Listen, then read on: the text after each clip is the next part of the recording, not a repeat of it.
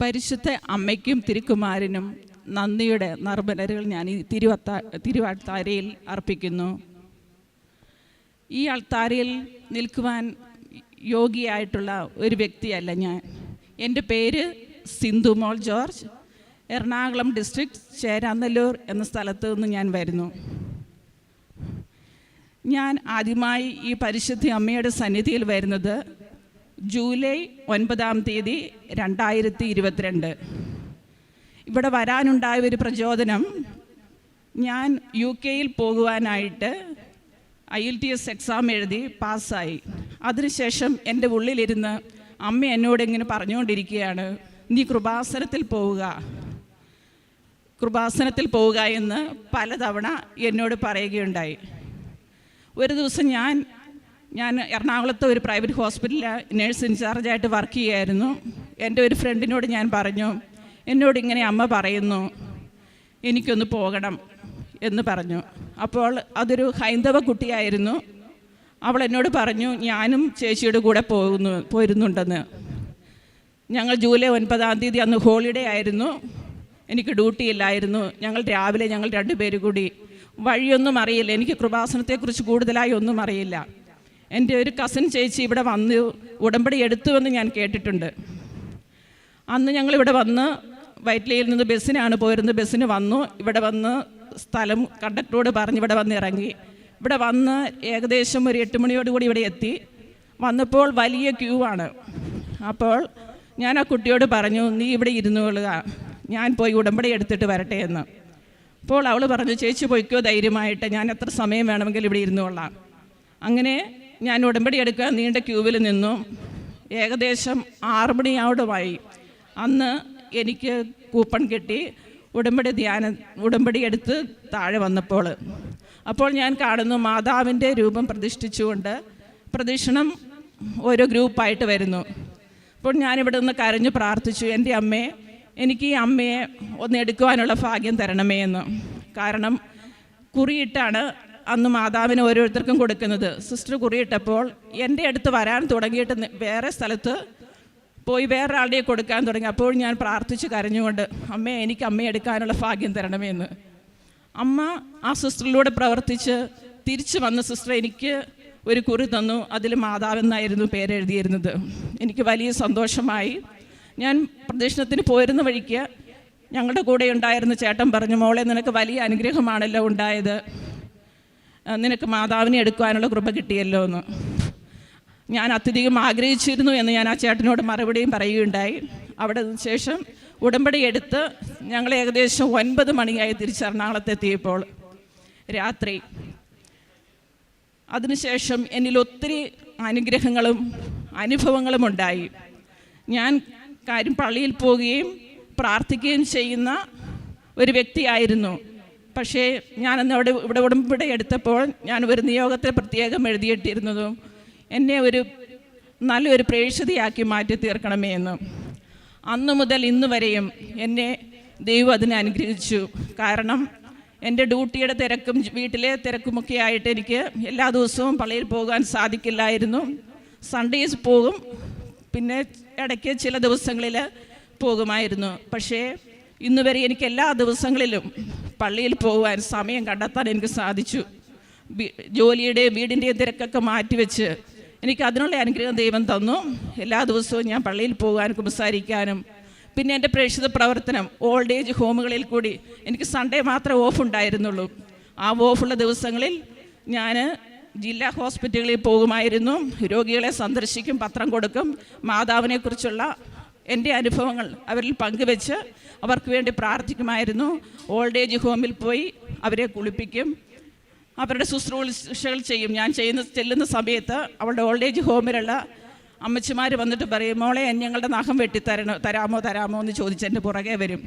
അപ്പോൾ അതെല്ലാം ചെയ്യുവാൻ എനിക്ക് സാധിച്ചു, പരിശുദ്ധ അമ്മയുടെ കൃപ കൊണ്ട് മാത്രം. വീണ്ടും എൻ്റെ 1ാമത്തെ നിയോഗമായിരുന്നു എനിക്ക് UK പോകുവാനുള്ള വിസ റെഡിയാകുന്നതിനായിട്ട്. പരിശുദ്ധ അമ്മ ഞാൻ പ്രതീക്ഷിച്ചതിലും വേഗം ഒക്ടോബറിൽ എനിക്ക് ഇൻ്റർവ്യൂവിന് വിളിച്ചു. 3 പേർക്കായിരുന്നു അന്നത്തെ സൂം ഇൻ്റർവ്യൂ നടന്നത്. എന്നെ മാത്രം സെലക്ട് ചെയ്തു. ഇവിടുന്ന് അച്ഛൻ വെഞ്ചരിച്ച് തന്ന കാശ് രൂപം എൻ്റെ കയ്യിലുണ്ടായിരുന്നു. അതിൻ്റെ ബലത്തിൽ എനിക്ക് നന്നായിട്ട് ഇൻ്റർവ്യൂ അറ്റൻഡ് ചെയ്യുവാനും അവരെന്നെ മാത്രം സെലക്ട് ചെയ്യാനും സാധിച്ചു. October 13 interview. അതിനുശേഷം വിസ എനിക്ക് ഡിസംബറിലെത്തി.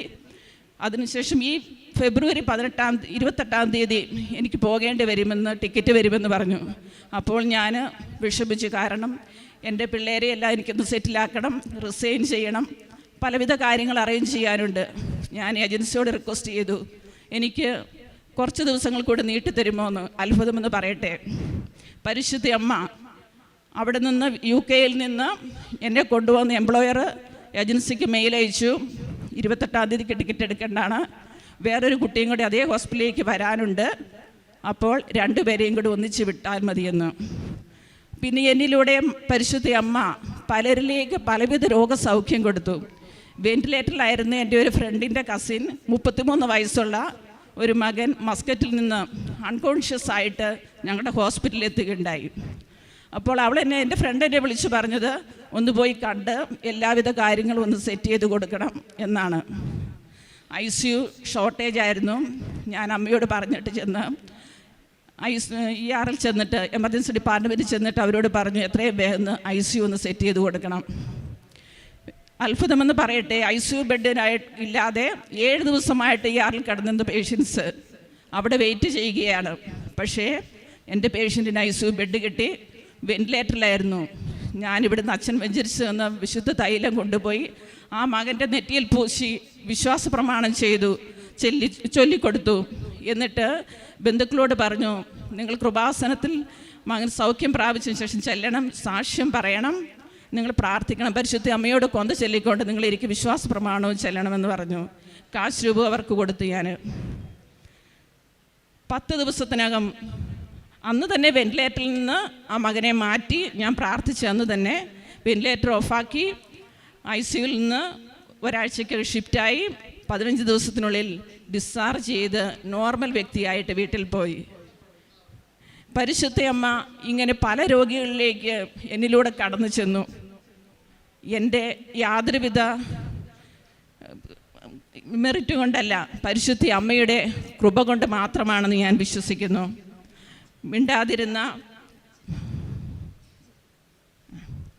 മിണ്ടാതിരുന്ന ഒരു കുട്ടി പോലും ഞാൻ പ്രാർത്ഥിച്ച് പത്രം കൊടുത്തതിൻ്റെ പേരിൽ പിറ്റേ ദിവസം ആ കുട്ടി എന്നെ ഒരു പാട്ട് പാടി കേൾപ്പിച്ചു. Auto immune ഡിസീസായിരുന്നു.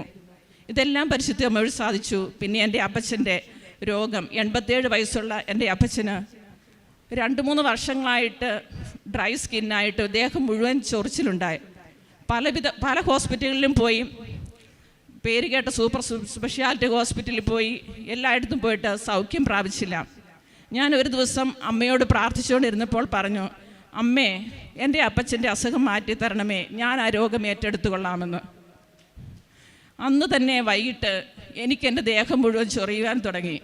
രാത്രിയിലൊക്കെ എഴുന്നേറ്റ് 1 മണിയും 2 മണിക്കും ഒക്കെ എഴുന്നേറ്റ് ഞാൻ ചൊറിയും. ആ സമയത്ത് അമ്മയുടെ വിശുദ്ധ തൈലം ഞാൻ പൂശും. അത് കഴിഞ്ഞ് ഒരാഴ്ചയായിട്ട് പിറ്റേ ദിവസം തന്നെ അപ്പച്ചൻ എന്നെ ഞാൻ വിളിച്ചപ്പോൾ പറഞ്ഞു എൻ്റെ ചൊറിച്ചിൽ മാറി. അപ്പം ഞാൻ ഈ സംഭവം പറഞ്ഞു. അതിനുശേഷം ഒരാഴ്ചയും എനിക്ക് വീണ്ടും ചൊറിച്ചിലാണ്.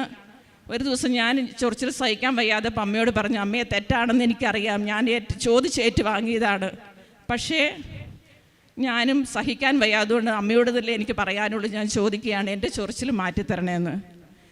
2 ദിവസവും കൂടി എനിക്ക് ചൊറിച്ചിൽ അനുഭവപ്പെട്ടു. 3-ാം ദിവസം എൻ്റെ ചൊറിച്ചിലും മാറി.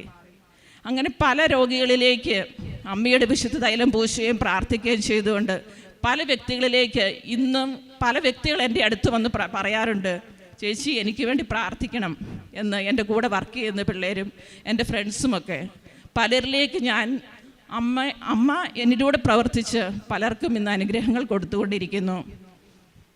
പിന്നെ അത്ഭുതമെന്ന് പറയട്ടെ, ഞാൻ പുറത്തേക്ക് പോകുവാൻ ഇന്ന് ശ്രമിച്ചുകൊണ്ടിരിക്കുന്ന ഈ സമയത്ത് എനിക്ക് 3 കുട്ടികളാണുള്ളത്. അതിൽ 2 കുട്ടികൾ ചെറുതാണ്. മൂത്തവൻ വെളിയിൽ പഠിക്കുകയാണ്, ഓസ്ട്രേലിയയിൽ പഠിക്കുന്നു.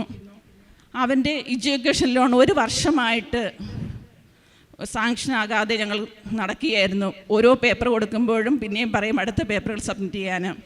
അങ്ങനെ ഇരുന്ന സമയത്ത് ഞാനിവിടെ ജൂലൈയിൽ അത് ഉടമ്പടി എടുത്തു. 2 മാസത്തകം ഒക്ടോബറിൽ എൻ്റെ ലോൺ സാങ്ഷനായി കിട്ടി. അതുപോലെ എൻ്റെ 2 കുട്ടികളെ ഇപ്പോൾ നോക്കുവാനായിട്ട് ഹസ്ബൻഡ് പോലീസ് ഡിപ്പാർട്ട്മെൻറ്റിലാണ് വർക്ക് ചെയ്യുന്നത്. ഹസ്ബൻഡ് ലീവ് റെഡി ആകണമെങ്കിൽ കുറച്ച് താമസമുണ്ട്.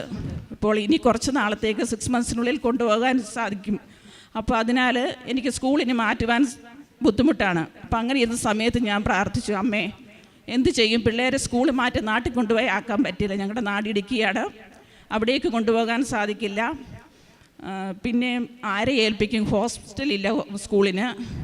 അങ്ങനെ വിഷമിക്കുന്ന സമയത്ത് എൻ്റെ ഒരു ഫ്രണ്ട്, ഞങ്ങൾ ഫാമിലി ഫ്രണ്ടാണ്, എന്നോട് വന്ന് ഇങ്ങോട്ട് പറഞ്ഞു, സിന്ധു ധൈര്യമായിട്ടിരിക്കുക, കുട്ടികളുടെ കാര്യമൊന്നും ഓർത്ത് വിഷമിക്കരുത്, നിനക്ക് UK പോകണമെങ്കിൽ ഞാൻ പിള്ളേരെ നോക്കിക്കോളാമെന്ന്. ഞാൻ മനസ്സിൽ ആഗ്രഹിച്ച ഒരു കാര്യമായിരുന്നു, പക്ഷേ ചോദിക്കുക എന്നുള്ളത് ബുദ്ധിമുട്ടായിരുന്നു. കാരണം നമ്മൾ മറ്റുള്ളവരോട് നമ്മുടെ പേരൻസ് അല്ലാതെ ആരും ഇന്നത്തെ ഈ കാലഘട്ടത്തിൽ ഇത്രയും വലിയൊരു ഉത്തരവാദിത്വം ഏറ്റെടുക്കില്ല. പക്ഷേ ആ ഫ്രണ്ട് എന്നോട് വന്ന് പറഞ്ഞു, നീ ഒന്നുകൊണ്ടും പേടിക്കേണ്ട, എൻ്റെ മക്കളെ പോലെ ഞാൻ അവരെ നോക്കിക്കോളാമെന്ന്. ഇതൊക്കെ പരിശുദ്ധ അമ്മ തന്ന കൃപ കൊണ്ട് മാത്രമാണെന്ന് ഞാൻ ഉറച്ചു വിശ്വസിക്കുന്നു. ഇതുകൂടാതെ ഒട്ടനവധി അനുഗ്രഹങ്ങൾ ദിനം പ്രതി എനിക്ക് അമ്മ നേടിത്തരുന്നുണ്ട്. അത് മുഴുവൻ ഇന്ന് പറഞ്ഞാൽ പോലും തീരില്ലാത്ത വിധം അനവധി അനുഗ്രഹങ്ങളാണ് എന്നിലേക്ക് ചൊരിഞ്ഞുകൊണ്ടിരിക്കുന്നത്. ഈ മണ്ണിൽ കാലുകുത്തുന്ന ഒരു ആളെയും അമ്മ വെറുതെ കൈയോടെ വിടുകില്ലെന്ന് എനിക്ക് ഉറച്ച വിശ്വാസമുണ്ട്. ഈ പരിശുദ്ധ അമ്മയുടെ സന്നിധിയിലേക്ക് ഇന്നെനിക്ക് ഞാൻ വഴി അനേകം പേരെ ഇവിടെ കൊണ്ടുവരുവാൻ സാധിച്ചിട്ടുണ്ട്. അനേകരിലേക്ക് അമ്മയെ അറിയിക്കുവാനും എനിക്ക് കൃപ തന്ന പരിശുദ്ധ അമ്മയ്ക്ക് തിരുക്കുമാരനും 1000 നന്ദി പറഞ്ഞുകൊണ്ട് നിർത്തുന്നു.